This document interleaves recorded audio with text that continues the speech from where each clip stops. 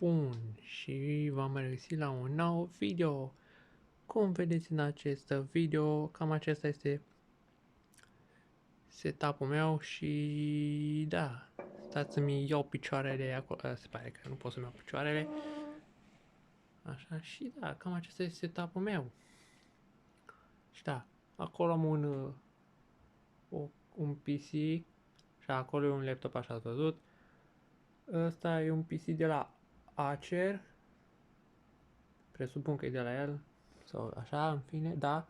Am o unitate de la Asus, un laptop de la HP, niște tastaturi de la Kinej, mouse nu, ba nu, ăsta, tastatura este de la presupun că se vede Spacer, tastatura tot de la Spacer și restul astea sunt de la Kinej, pe acolo tastatura, așa. Acolo un joystick, tot de la Kinej. Aici avem un volan Logitech 29 cu schimbător, cu toate. Aici să mă dau și mai așa. Și da, cam acesta am vrut să vă arăt eu video, cum am eu setup-ul meu. Și da, cam așa este el. Și da, cam acesta este el, setup-ul meu. Nu este ceva cine știe ce, da, e bun.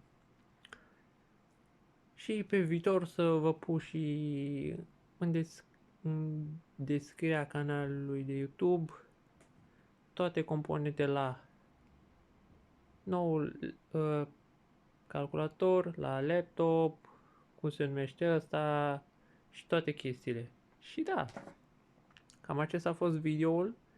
Nu știu când o să apară video ăsta, dar când o să termin video ăsta, presupun că o să fiu live. Nu știu pe ce o să fiu, ori pe YouTube, ori pe Omelet Arcade, deci da, oricum o să aveți link de acolo, dacă vreți să îmi dați un follow, o să fac până la sfârșitul anului 3K de followeri. Și da, cam așa arată setup-ul meu deocamdată. Pe viitor o să fie și mai bun. Deci da, vă urez în continuare sărbători fericite și ne auzim cu un live sau un video. Ciao les tuturor, bye bye.